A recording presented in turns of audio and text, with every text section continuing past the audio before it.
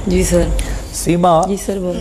सचिन आपसे छोटे हैं, उम्र में काफ़ी छोटे हैं। इनकी पहली शादी है, आपकी दूसरी शादी है, 4 बच्चे भी आपके हैं।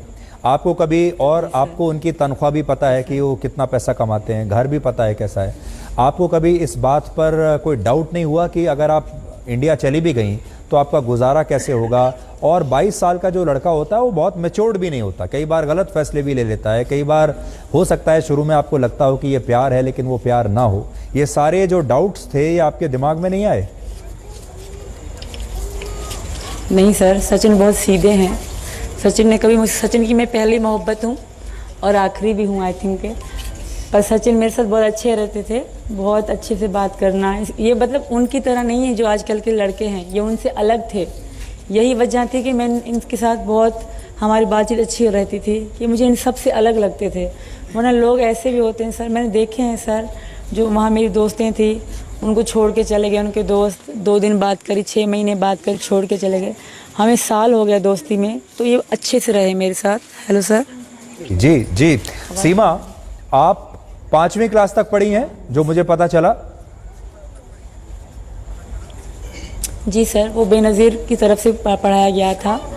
वो घर घर में मतलब टीचर भेजी जाती थी, हमारे गांव में स्कूल नहीं जाने दिया जाता था। तो सर मैंने वहीं से थोड़ी सी तालीम हासिल करी है सर।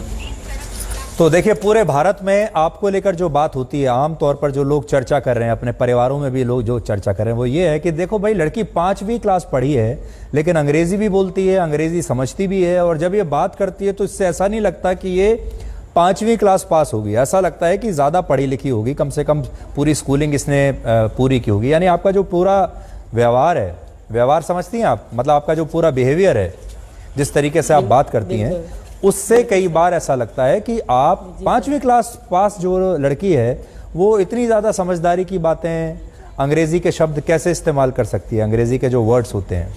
तो ये कहाँ से सीखा आपने? सर ये तो हर कोई आमतौर पे ये दुनिया में चल रहा, जो बिल्कुल भी नहीं पढ़ा लिखा ना सर, वो भी ये थोड़ी बहुत बोल लेगा। और मैंने कभी भी मैं अंग्रेज़ी मुझे अच्छी लगती थी शुरू से लेकर अभी की नहीं।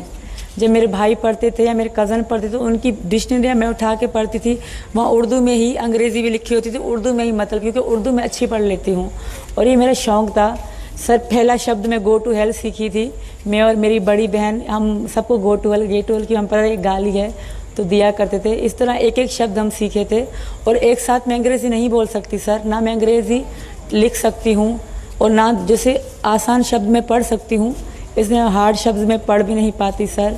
और मैंने कभी एक साथ अंग्रेज़ी ज़िंदगी में नहीं बोली। हाँ, एक शब्द उर्दू का तो एक शब्द अंग्रेज़ी का, इस तरह छोटे छोटे से थैंक यू हो गया, सॉरी हो गया, इजी हो गया, नॉर्मल शब्द में बोल लेती हूँ सर। बाकी कभी भी मैं किसने कहा मैं पटर पटर अंग्रेज़ी बोलती हूँ, वो मुझे नहीं आती सर। ये लोगों की बातें हैं। और दूसरी बात, मैं 27 साल की हूँ, कोई 16 या 17 साल की बच्ची नहीं कि मुझे बोलने का तरीका नहीं आता होगा।